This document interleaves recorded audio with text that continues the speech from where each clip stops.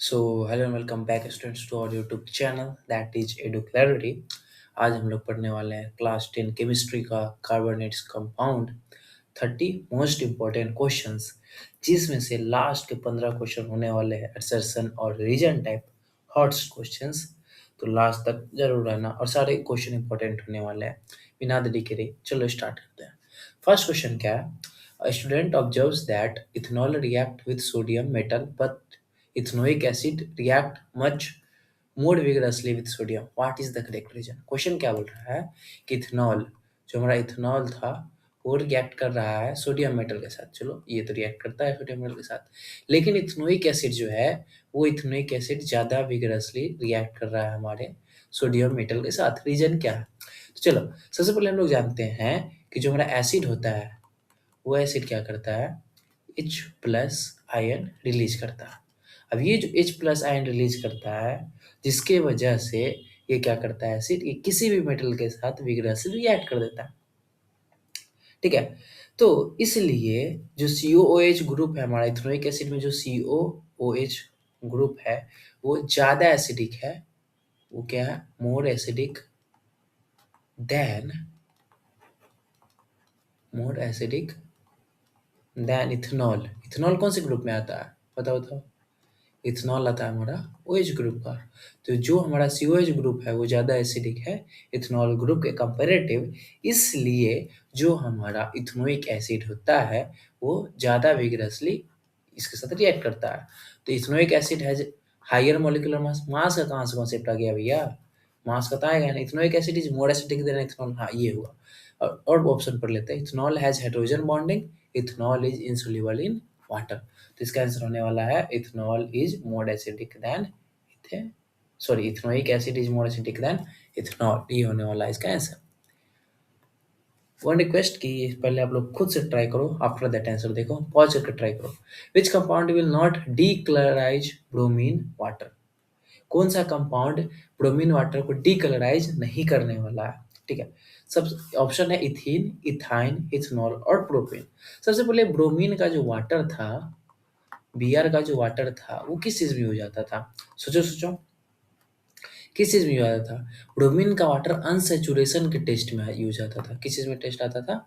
Unsaturation के test में use आता था। ठीक है, यानी कि अनसेचुरेशन मीन्स क्या ले सकते हैं लोग? इथीन, इथाइन, ये सब किस चीज में आता है? अनसेचुरेटेड, जिसमें डबल बॉन्ड या ट्रिपल बॉन्ड हो, उन्हीं को तो अनसेचुरेटेड बोलते थे। ठीक है, तो ये सब अनसेचुरेटेड है। इट मीन्स दैट कि जो भी हमारा सेचुरेटेड है, जो भी हमारा सेचुरेटेड कंपाउंड है, वही करने वाला है इसको डिकलर, वो इसको डिकलराइज नहीं कर पाएगा। राइट? तो हमारे इसमें सेचुरेटेड कंपाउंड कौन सा है? इथीन। इथीन तो अनसेचुरेटेड है, तो गया। इथाइन अनसेचुरेटेड है, गया। प्रोपीन अनसेचुरेटेड है, गया। तो हमारा आंसर क्या होने वाला है? Ethanol. Ethanol is the correct answer. बहुत आसान आसान क्वेश्चन है, लेकिन मोस्ट इंपॉर्टेंट क्वेश्चन है जो यू शुड ट्राई। ठीक है, नेक्स्ट क्वेश्चन है हमारे पास। Why does carbon form a large number of compound? Oh, बहुत आसान क्वेश्चन है। High electron negativity, low atomic number, catenation and tetravalency and high melting point. देखो, इसका क्या होगा कि carbon has catenation property. Carbon के पास कैटिनेशन प्रॉपर्टी है। कैटिनेशन प्रॉपर्टी किसको बोलते हैं? कैटिनेशन प्रॉपर्टी होता है हमारा self linking property. Catenation property क्या होता है हमारा? सेल्फ लिंकिंग प्रॉपर्टी होता है कार्बन का, कि एक कार्बन जो है वो दूसरे कार्बन के साथ लिंक हो सकता है, उसको बोलते हैं। नेक्स्ट होता है carbon is tetravalent. Carbon tetravalent भी होता है। टेट्रावैलेंट मीन्स, टेट्रा मीन्स क्या होता है? टेट्रा मीन्स होता है 4, तो टेट्रावैलेंस मीन्स 4 इसका वैलेंसी होता है। ठीक है, तो इसका आंसर क्या होगा? Catenation and tetravalency. चलिए चलते हैं नेक्स्ट क्वेश्चन पे। नेक्स्ट क्वेश्चन है a student heats ethanol with concentrated sulfuric acid at 170 degrees Celsius. What is formed? अच्छा, सबसे पहले तो क्या दिया है, इस चीज को पकड़ते हैं। सबसे पहले दिया है हमारे पास concentrated H2SO4, concentrated sulphuric acid. अच्छा, सल्फ्यूरिक एसिड क्या है हमारा? सल्फ्यूरिक एसिड एक डिहाइड्रेटिंग एजेंट है या नहीं, ये बोलो। सल्फ्यूरिक एसिड क्या है हमारा? एक डिहाइड्रेटिंग एजेंट होता है। ऑप्शन देख लेते हैं, ethanoic acid, ethene, methane, ethyne. चलो देखते हैं ट्राइड। अब इसका आंसर क्या होने वाला है? इन चारों में से क्या होने वाला है? डिहाइड्रेटिंग एजेंट मीन्स क्या होता है कि डिहाइड्रेशन मीन्स क्या? वाटर का कमी, तो वाटर का रिमूवल होगा डिहाइड्रेटिंग में। ठीक है, वाटर का रिमूवल।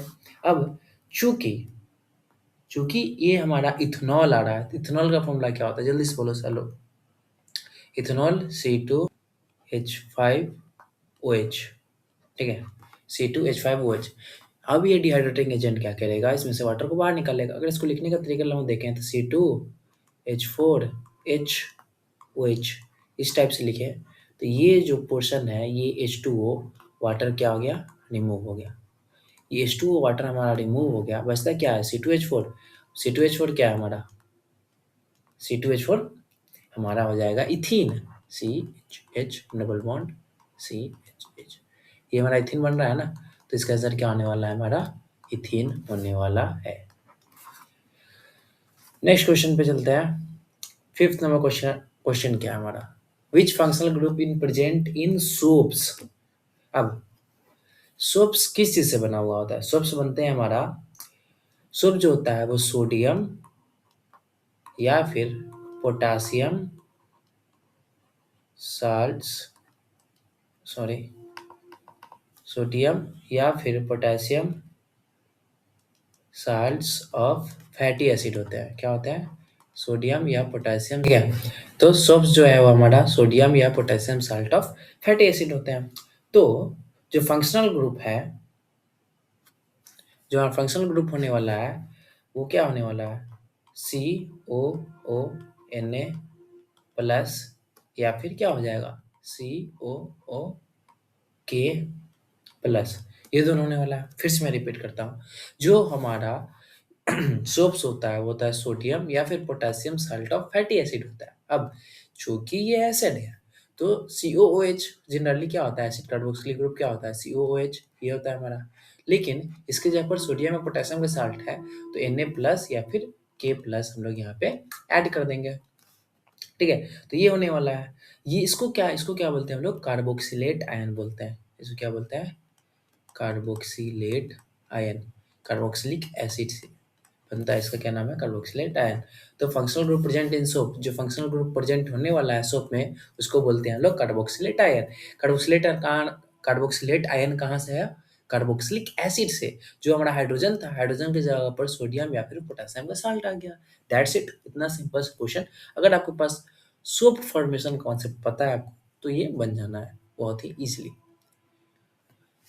नेक्स्ट क्वेश्चन है, why are detergent more efficient than soap? देखिए इतना आसान क्वेश्चन, देखो ऑप्शन क्या है? They are cheaper, they do not form scum with Ca2 plus Mg2 plus, they have higher pH and they are biodegradable. देखो soap क्या था? Soap क्या करता था? हमारा जो सोप था वो जो भी आयंस होते थे, कैल्शियम या फिर मैग्नीशियम, इसके आयंस के साथ स्कम बना लेता था। क्या बना लेता था? हमारा स्कम। वो जो स्कम होता था वो इनसॉल्युबल होता था। ठीक है, अब इस इनसॉल्युबल स्कम के वजह से जो सोप था वो उतना इफेक्टिव नहीं हो पाता था, उतना क्लीन नहीं कर पाता था। इसलिए क्या करते थे? इसी चीज को टैकल करने के लिए हमारे पास क्या था? डिटर्जेंट।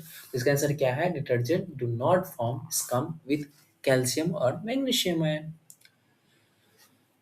नेक्स्ट क्वेश्चन है, which of the flowing has the highest boiling point? अच्छा चलो, हाईएस्ट बॉइलिंग पॉइंट ऑप्शन है methane, ethane, propane and butane. देखो एक चीज दिमाग में रखो, बॉइलिंग पॉइंट इंक्रीज करता है इन केस जब हमारा मोलिक्यूलर मास इंक्रीज करता है। मोलिक्यूलर मास क्या करता है? इंक्रीज। यानी कि अगर मोलिकुलर मास इंक्रीज किया तो बॉइलिंग पॉइंट भी इंक्रीज करना ही करना है। तो उस हिसाब से किसका सबसे ज्यादा मोलिकुलर मास है? जो सबसे बड़ा मोलिक्यूल होगा। ये सारे तो अल्केन ग्रुप का है ना। अल्केन में मिथ आता है, फिर ईथ आता है, प्रोपेन आता है, ब्यूट। ब्यूट देखो ये क्या है? C4H10 सबसे बड़ा कंपाउंड है। इट मीन्स दैट कि ब्यूटेन जो होगा उसका सबसे ज्यादा बॉइलिंग पॉइंट होने वाला है। नेक्स्ट क्वेश्चन क्या है मेरे पास? Which reaction represent oxidation.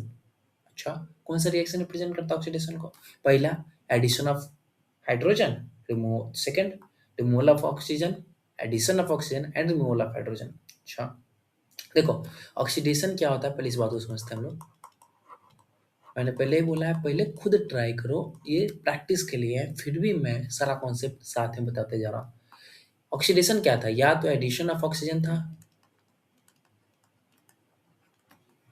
या तो आप लोग ऑक्सीजन ऐड करो, और रिमूवल ऑफ हाइड्रोजन, ये था ऑक्सीडेशन। ऑक्सीडेशन, ठीक है। तो ये क्या हो जाएगा? अच्छा, एग्जाम्पल भी देता ना ऑक्सीडेशन का। ऑक्सीडेशन में क्या होता है? इथेनॉल, और अगर इथेनॉल से हमारा इथेनोइक एसिड बनेगा, तो ये क्या हो जाएगा? ऑक्सीडेशन। एक ऑक्सीजन ऐड कर रहे हैं हम लोग, ऑक्सीडेशन का एग्जाम्पल हो गया।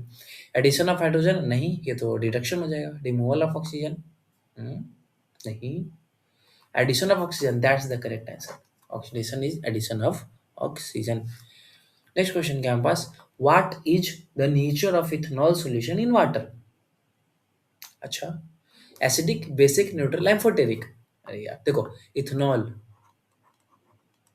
इथेनॉल जो है, क्या वो एक एसिड है? नहीं, इथेनोइक एसिड एसिड होता है। इथेनॉल क्या H प्लस आयन रिलीज करता है? नहीं करता है। तो ये क्या होता है? इथेनॉल न्यूट्रल होता है। इथेनॉल क्या होता है? न्यूट्रल होता है। इट मीन्स दैट इथेनॉल का जो सॉल्यूशन है वो हमारा न्यूट्रल ही होता है। अच्छा, इथेनॉल जो शराब पीते हैं, शराब न्यूट्रल होता है ना, एसिडिक बेसिक थोड़ी होता है। चलो नेक्स्ट क्वेश्चन क्या है? Which homologous series shows a gradual change in physical properties? पहला है alcohol, second alkane, third both A and B, and D ना। थोड़ा सोचो, सोच a gradual change in physical properties, कौन सा होमोलोगस सीरीज फिजिकल प्रॉपर्टीज में चेंज करता है? इसका सीधा आंसर बता दूं, ऑल होमोलोगस सीरीज। जितना भी होमोलोगस सीरीज जो होता है ना, all homologous series shows a gradual gradual change in physical properties। जितना भी होमोलोगस सीरीज होता है वो सारा चेंज शो करता है फिजिकल प्रॉपर्टीज में। इसका ऑप्शन क्या था? Alcohol, alkenes, both and B, and none. इसके हिसाब से सी जो है वो सबसे बेस्ट एंड परफेक्ट आंसर होने वाला है। नेक्स्ट क्वेश्चन क्या है हमारे पास? Which compound gives brisk effervescence with sodium hydrogen carbonate? Sodium hydrogen carbonate क्या होता है? NaHCO3। इसके साथ में ब्रिस्क एफर्वेसेंस कौन सा देता है? अच्छा, एक चीज मैं बता दूं, अगर बात आ रहा है brisk एफर्वेसेंस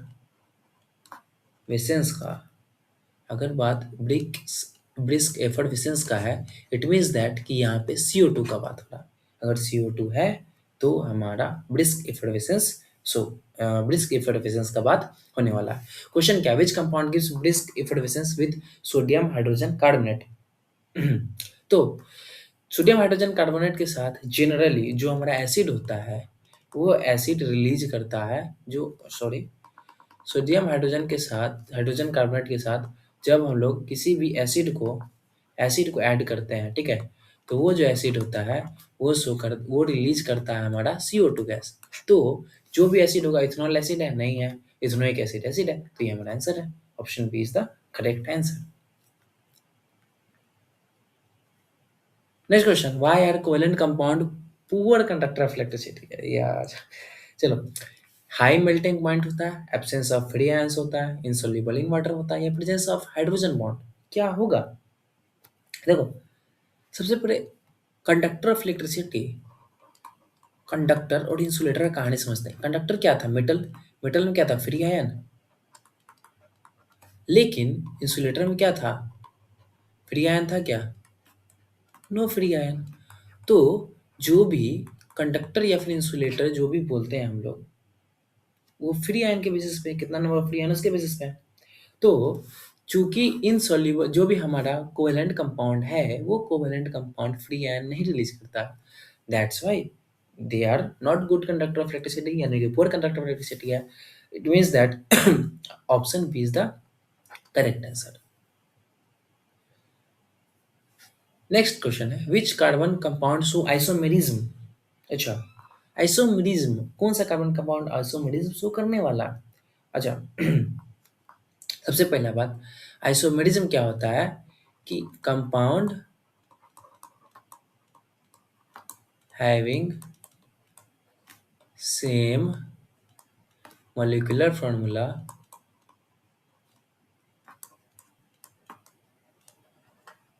but different structural formula।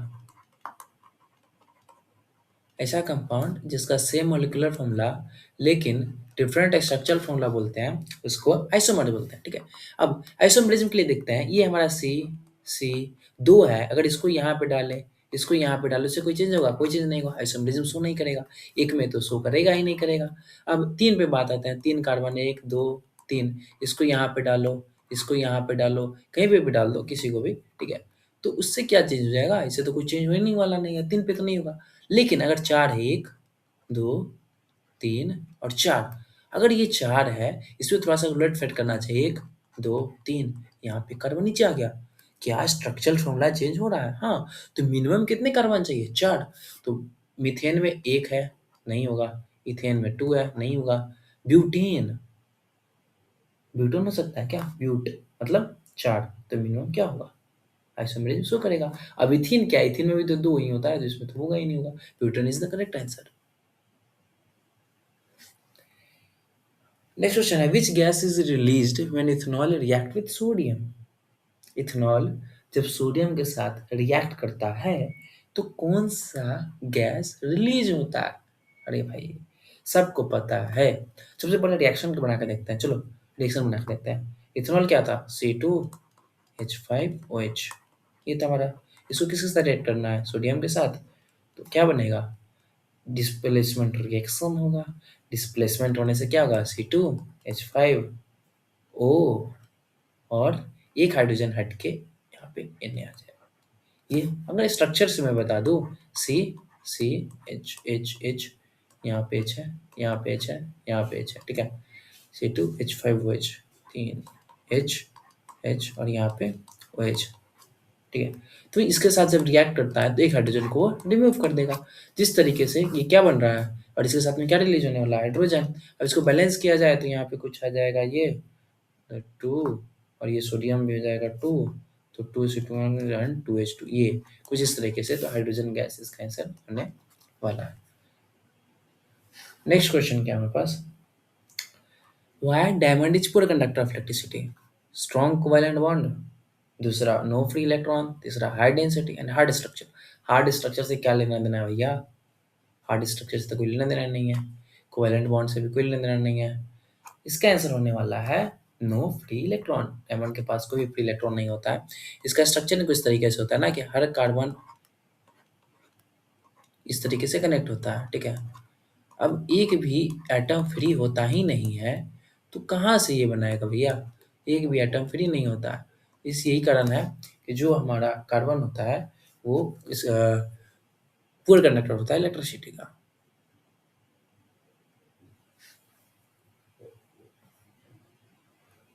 अब ये असर्शन रीजन क्वेश्चन टाइप आने वाले हैं, ठीक है। ये असर्शन रीजन टाइप क्वेश्चन, देखो क्या लिखा है, for each question choose the correct option. Her question के लिए करेक्ट ऑप्शन चूज करना है।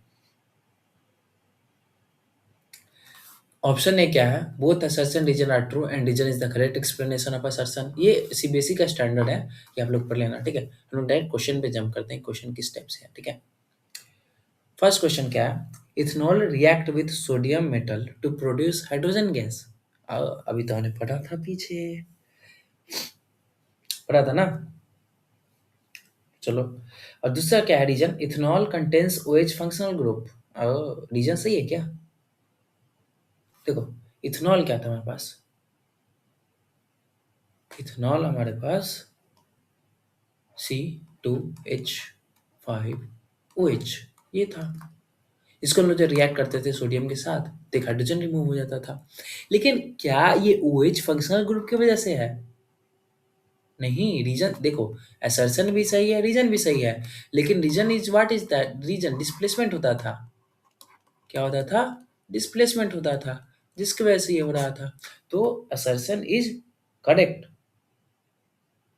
लेकिन जो भी हमारा रीजन है सॉरी, असर्शन रीजन दोनों सही है, लेकिन रीजन जो है करेक्ट एक्सप्लेनेशन नहीं है। क्यों? क्योंकि क्योंकि रिएक्शन जो हो रहा है, reaction occurs reaction occurs due to weak acidic nature. जो रिएक्शन हो रहा है वो वीक एसिडिक नेचर की वजह से हो रहा है, not due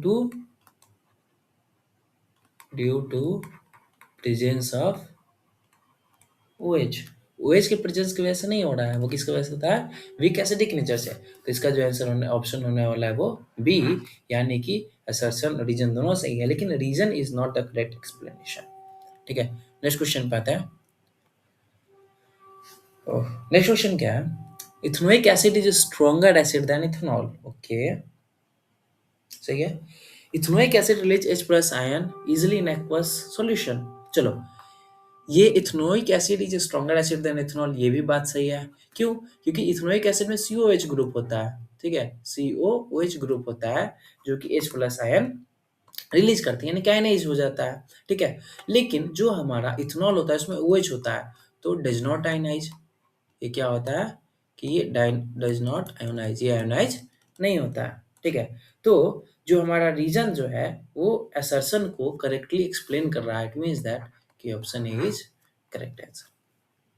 Assertion and reason both are true, and reason is the correct explanation of assertion. Next question is that covalent compound have low melting and boiling point. हम्म, ठीक है। Next है they have week intermolecular force of attraction. ये भी बात सही है कि इसका low melting and boiling point था, क्योंकि देखो अगर कोवैलेंट जो था उसका मेल्टिंग पॉइंट भी कम था आयनिक के कंपेरेटिव, बॉइलिंग पॉइंट भी कम था आयनिक कंपेरेटिव, डिफरेंस हम लोग जानते हैं। ठीक है, लेकिन they have week intermolecular force of attraction, ये भी बात सही है। इसका जो वीक होता है, weak force of attraction between molecules, ये भी बात सही है। एक और बात, जो हमारा मेल्टिंग और बॉइलिंग होता है वो किसकी वजह से होता है? जितना स्ट्रॉन्ग होगा इंटरमोलिकुलर फोर्स, यानी कि inter molecular force, intermolecular force अगर ज़्यादा है तो मेल्टिंग या फिर बॉइलिंग पॉइंट ज़्यादा होने वाला है। तो assertion and reason both are true, and reason correctly explains the assertion, it means that option is correct. Next क्या क्वेश्चन हमारा? Soap does not work well in hard water. हाँ, ये बात तो सही, हम लोगों ने अभी तुरंत तो पढ़ा था कि सोप जो था वो कैल्शियम और मैग्नीशियम के साल्ट के साथ क्या कर रहा था? स्कम बना ले रहा था। ठीक है, तो वो स्कम क्या करता था? स्कम क्या था? हमारा इंसोल्यूबल था, इसलिए जो सोप था वो हार्ड वाटर में काम नहीं करता था। Soap forms insoluble precipitate with calcium magnesium ions. ओ, यही बात तो लिखा है रीजन में। तो assertion and reason both are true, and reason is the correct explanation of assertion, hence option is the correct answer. Fifth assertion and reason, ethene decolourise bromine water.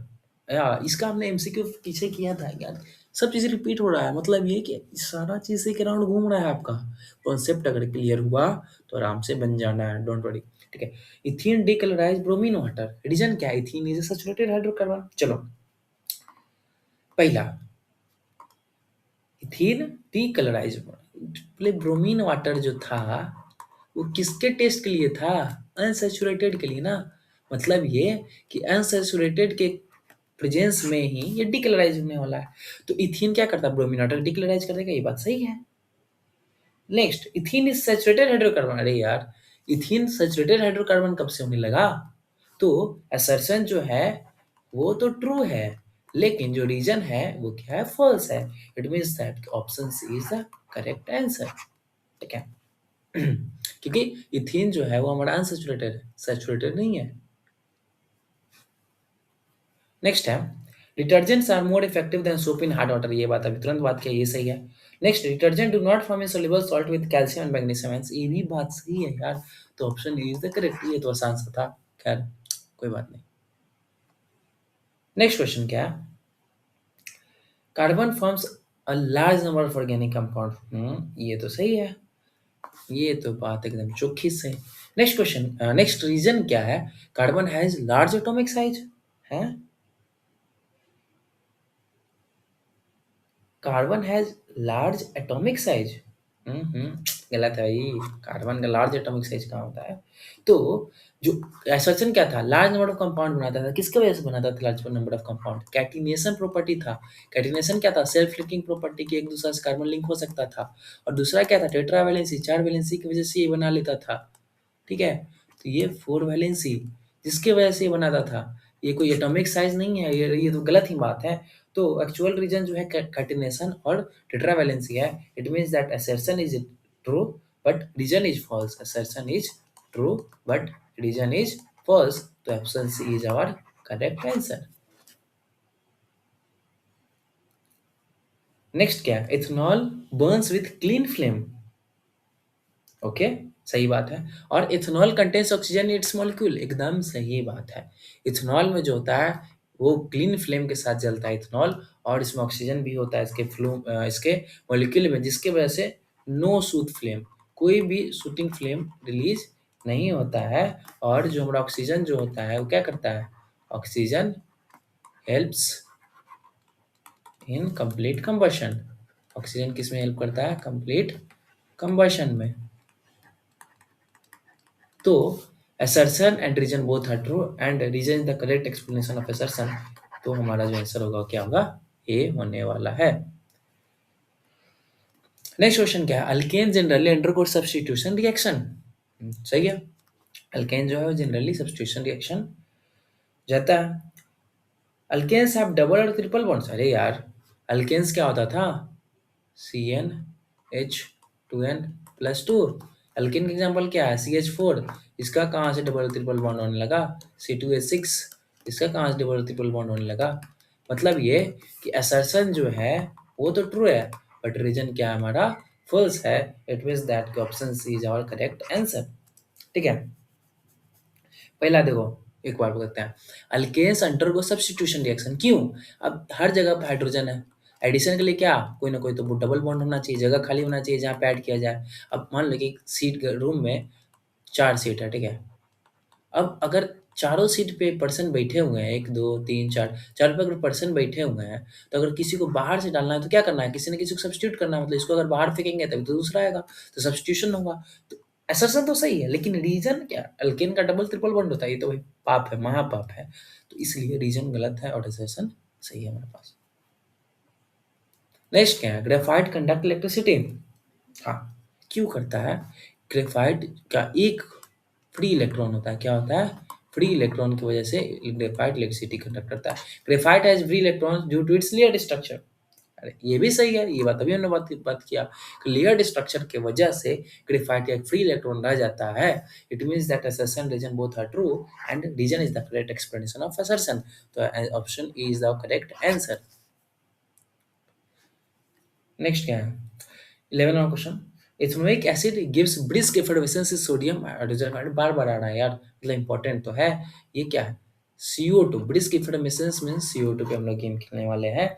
And carbon dioxide gas is release during the reaction, यही बात है, carbon dioxide gas release हो रहा है तभी brisk एफर्वेसेंस का बात हो रहा है। मतलब assertion and reason both are true and reason is the correct explanation of the assertion। Question number 12, butane shows isomerism, butane पहले बना तो ले, एक दो तीन चार, चुक चुक चलती गाड़ी, जो पीछे रह गया नारी। चलो, ये हमारा ब्यूटेन बन गया। आइसोमेरिज्म क्या था? Molecule having same molecular structure but different structure formula, sorry same molecular formula but different structure formula. इसका क्या हो? C4H10 था। अब ये तो यही है, लेकिन अगर स्ट्रक्चरल फॉर्मूला देखें हम लोग तो एक दो तीन चार, ये देखो चेंज हो गया।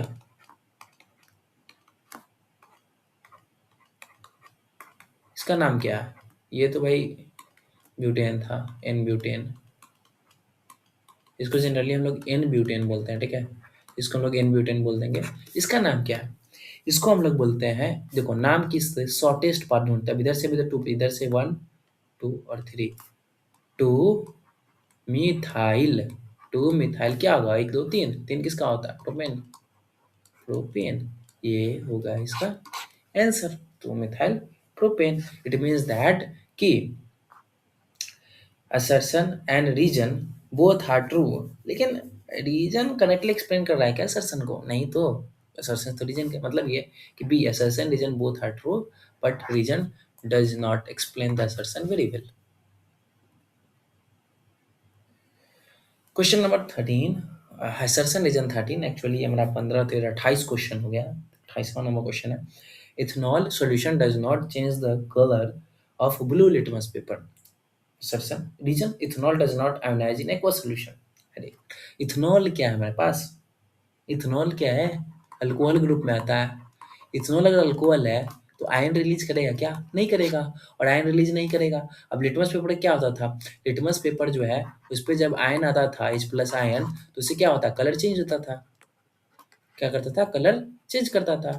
तो assertion और reason both are true and reason is the correct explanation of assertion।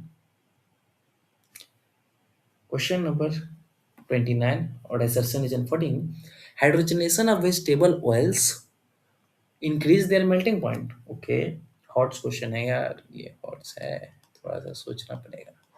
Hydrogenation of vegetable oils increase their melting point and और रीजन क्या है, hydrogenation convert unsaturated fat into saturated fat. देखो hydrogenation क्या होता है, सबसे पहले तो इस बात को समझते हैं कि मान लो कि अनसैचुरेटेड रहेगा, डबल बॉन्ड सी, ये हम लोग इथेन को ही लेते हैं, ठीक है, हम लोग किसको ले रहे हैं, इथीन को। अब इसमें क्या करते हैं हम लोग, हाइड्रोजन को, सॉरी, इसमें क्या करते हैं हम लोग, हाइड्रोजन को ऐड ऑन करते हैं। अगर हाइड्रोजन को ऐड ऑन करेंगे तो क्या होगा, ये बॉन्ड टूटेगा और ये बॉन्ड टूट के दोनों तरफ यहाँ 2H, दो हाइड्रोजन H2 ले आएंगे, ठीक है, ठीक है। अगर हाइड्रोजन को ऐड करते हैं तो ये बॉन्ड टूटेगा और यहाँ पे क्या बन जाएगा हमारा, ये हाइड्रोजन हाइड्रोजन, इथीन से क्या बना, ये क्या था हमारा इथीन, और इथीन से क्या बनता है हमारा इथेन, ये बना हाइड्रोजनेशन से। अब इस बात को गांठ बांध लो कि saturated saturated fats are more solids. जितना भी सैचुरेटेड फैट होता है वो ज़्यादा सॉलिड होता है, और सैचुरेटेड फैट ज़्यादा सॉलिड है, इट मीन्स दैट कि मेल्टिंग पॉइंट और बॉइलिंग पॉइंट क्या होने वाला है, इसका ज़्यादा होने वाला है। फिर से पढ़ते हैं, hydrogenation of vegetable oil increase their melting point. Exactly अगर क्योंकि ये ज़्यादा सॉलिड है तो मेल्टिंग पॉइंट पड़ेगा। Hydrogenation convert unsaturated fat into saturated fat. अभी हम लोग ने देखा जो अनसैचुरेटेड था उससे क्या बन गया हमारा सैचुरेटेड बनता है, तो ये भी बात सही है। तो option A is the correct answer. Both assertion reason are true and the reason is the correct explanation of assertion। Now last assertionism, diamond is hardest natural occurring substance. ये तो सबको पता है, diamond is hardest natural substance. Each carbon atom in diamond is covalently bonded to the 4 other carbon atom. हर carbon atom जो होता है वो बाकी के अलग 4 कार्बन एटम से कनेक्टेड होता है, तो ये बात भी सही है। इट मीन, और यही रीजन ही है इसके का जो assertion स्टेटमेंट है उसका, यही रीजन है कि हार्डेस्ट नेचुरल अकरिंग सब्सटेंस है। इट मीन्स दैट कि ऑप्शन ए जो है वो सही है। इसका कोई भी नो फ्री, बस इतना लिखना हो तो नो फ्री लेयर अगर इसमें आ जाए, क्या बोलते हैं, ठीक है, अगर लिखने को आ जाए तो नो फ्री लेयर इस तरीके से लिखना, और एक और पॉइंट लिख देना कि it has strong 3D covalent network. इससे क्या होता है, स्ट्रॉन्ग 3D कोवेलेंट नेटवर्क होता है, ठीक है।